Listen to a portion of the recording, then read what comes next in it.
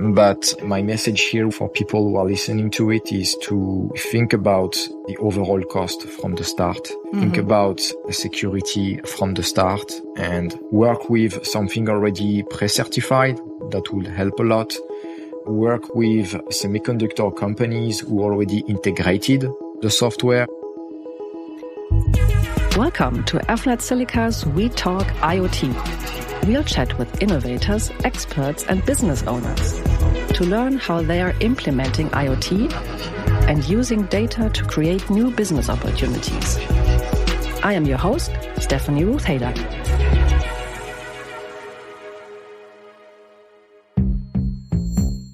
In today's dynamic B2B landscape, connectivity, interoperability, and scalability aren't just buzzwords. They're prerequisites for success.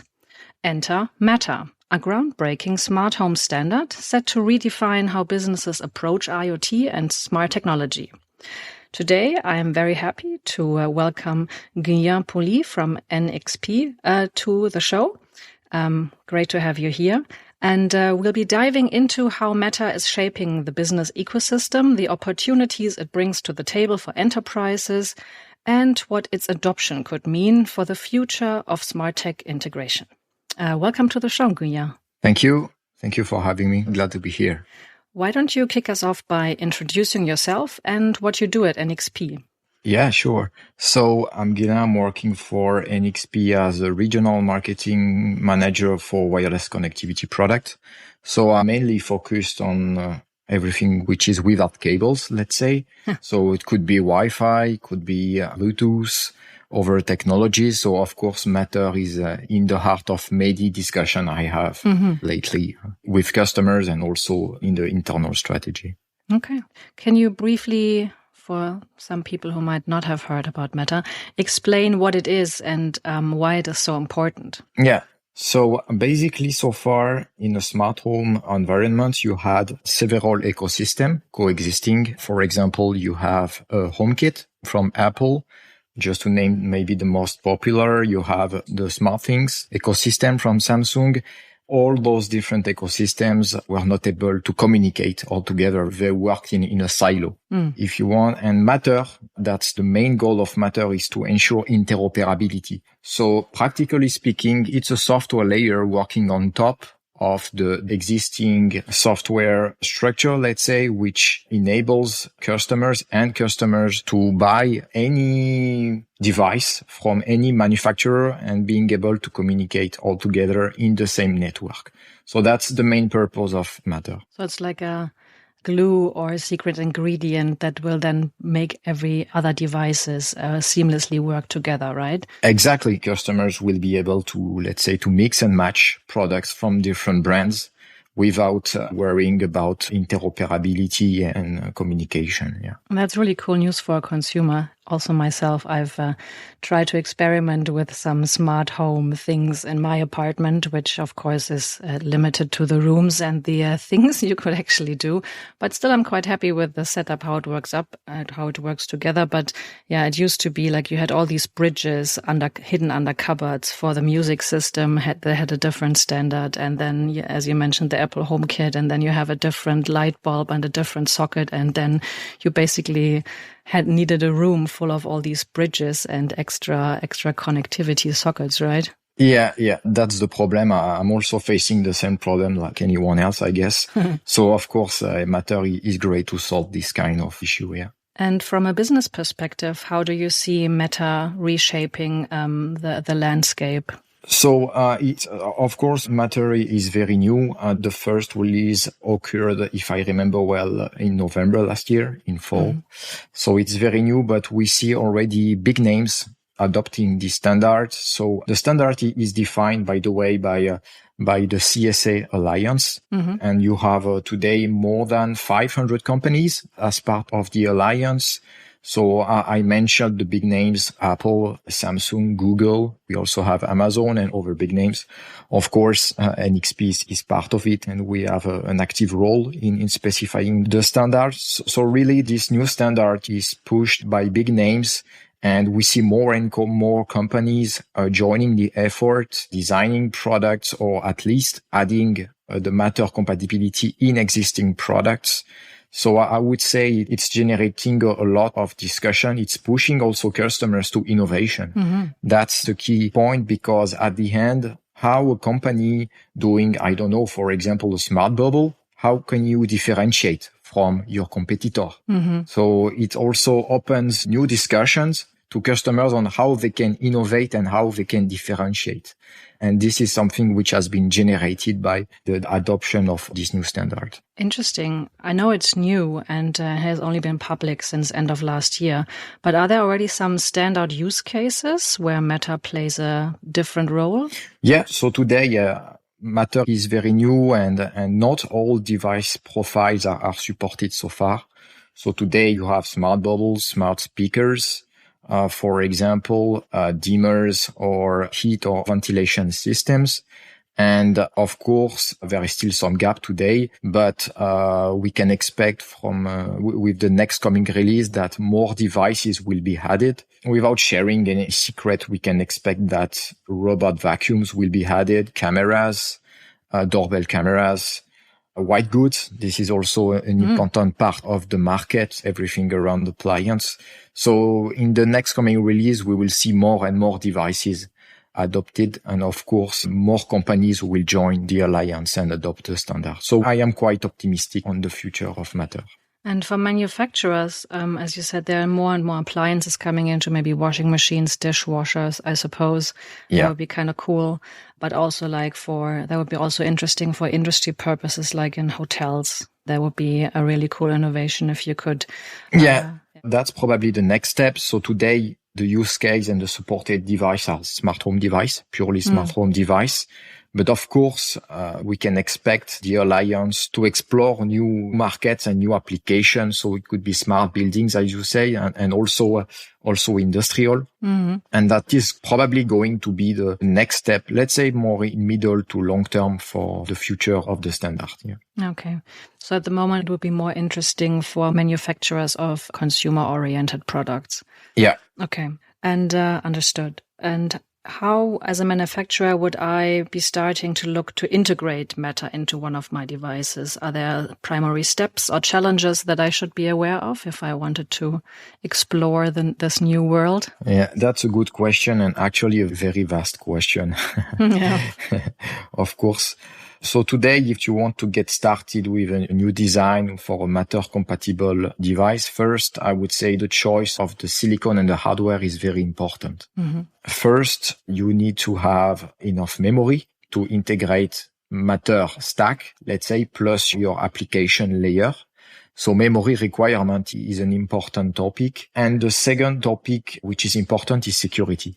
So there are some security criteria as part of the Matter standards, and you need to think about it from the start. Mm-hmm. So you have several, let's say, scenarios possible. Discussing security could take an hour, honestly, but it's important for customers to think about it from the start. So if they want to minimize the risk and to minimize the cost and the development time, NXP provides some pre-certified platforms, which will save, as I said, some development time and also some cost in the certification, because at the end, developing from a pre-certified platform will help to minimize those costs because you don't need anymore to run the full testing. So you will save some costs, but that will be my recommendation. And also something I forgot to mention is to select, let's say, the right connectivity type. Because today Matter supports Wi-Fi. It also supports Thread, so the 802.15.4 connectivity type, and also Bluetooth. But Bluetooth is more for, let's say, commissioning and connecting a new device inside an existing Matter network. So selecting the right technology for connectivity is going to be a trade-off between performance, between power consumption, between range. So again, this is going to be the first step, and the hardware selection will depend on that criteria. And are there any challenges or obstacles you anticipate, maybe also in the process of the adoption of the new standard? That's also a good question. So I mentioned that security, this is going to be a challenge because honestly, when I'm discussing with customers, As soon as I'm talking about security, some of them say, yes, we want to secure, to have security, but basically they don't know where to start. So of course we are here to guide them. Certification, but as I said, you can minimize the risk by using a pre-certified platforms. And also the challenge for many companies already in the smart home market and already having devices deployed in the field is how can I make my new Matter device backward compatible with the existing device? Because of course you cannot say to an end customer, you can put all the existing device in the trash. Now you have to buy a new one. That's of course not possible. They need here to have a bridge between the existing, I would say, legacy devices and the new Matter network. And building a bridge is also something key for many companies. As I said already, using proprietary protocols, Zigbee, or let's say non-IP or non-Matter compatible connectivity types. We will take a short break. Stay with us. We will be hearing from our guests very shortly. This podcast is brought to you by AFNet Silica, the engineers of evolution. We help you bring secure, intelligent, and connected products to market. If you want to learn more about us, we have put information and links in this episode's show notes, and you can also connect with us on LinkedIn or avnet-silica.com. That's avnet-silica.com.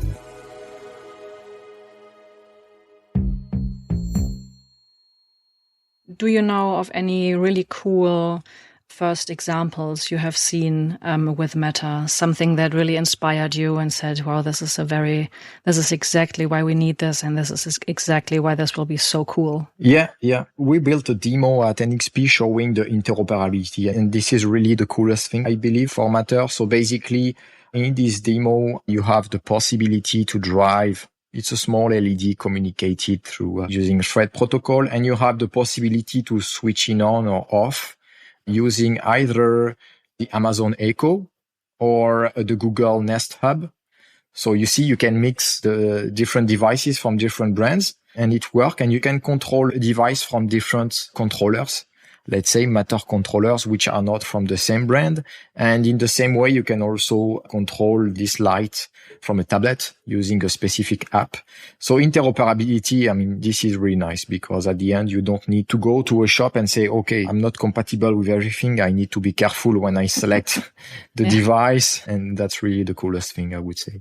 So this is an example with a light bubble, but it can be with anything, of course.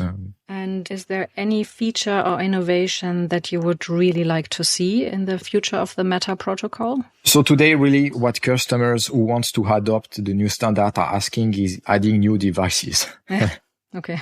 Yeah, that's, I think, the main challenge. For example, a couple of days ago, I was discussing with a customer doing video doorbells. And today it's not supported in the standard. So he told me, okay, I want to start, but when is this going to happen? So we really have more and more companies who want to be part of it. And the main challenge for the next coming release, I think, will be to add new devices. And also, of course, as it is a very new standard, to correct some issues, improve, power consumption for sleeping devices, for example. I think that's going to be the next steps. And do you have any advice for businesses or developers looking to dive into the ecosystem, where to start and what to do? Yeah, so developing new device, of course, has a cost. You need to consider the overall cost. So it's hardware, but it's also certification. So yeah, my advice will be to really consider the overall cost. I see many companies wants to be as low cost as possible, but they mainly focus on hardware design and they don't consider a software development cost. They don't consider certification cost and also certification time. I can tell you, certifying a Wi-Fi product can be really painful. For example, First, because it can be a long process, especially with the new Wi-Fi 6 standard, which is more complex than previous version of the Wi-Fi. It can be really painful, and at the end, the development cost will be very high if it takes you 1 year and a half to develop a product. So my recommendation would be to also consider modules, because you can find in the market modules which are already pre-certified. And again, the goal is to minimize the risk and accelerate time to market and accelerate certification. Why is certification so complicated? Sorry to interrupt you. I mean, developing radio and wireless connectivity can be complex because you need to be compliant with the existing standards. So in terms of radio performance, in terms of coexistence, this is also a key topic. Practically speaking, the favorite radio frequency band is the 2.4 gigahertz, which is used by Wi-Fi, by Bluetooth, by Thread. So you can have many devices working all together in the same frequency band. And the good thing is that you can find in the market, at NXP in particular, devices with radio integrated where coexistence is handled in hardware. So it simplifies a lot also the development and the certification effort. Yeah, that's really the main challenge. Yeah. Now some question about security came into mind. Once I have connected my smart home, and now it's not only my smart speakers and my light bulbs, but now it's also my washing machine and my doorbell. I suppose there are different security features that now come to mind that I haven't thought about before, right?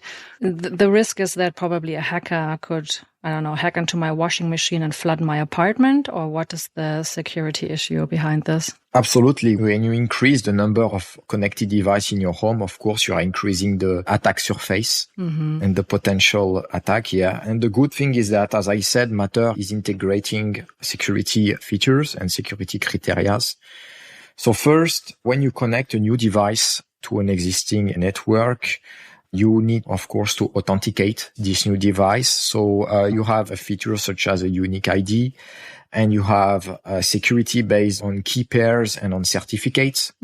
So this is for connecting a new device, and also Matter ensure the security of during communication. So when a device is communicating with the rest of the network, you have the possibility and you have to cipher the communication. So this is also something which is part of the standard. Okay. Security is an important topic also because, as I said, you need to deal with keys. So you need to have protected memory areas in the hardware. You also need to handle certificates.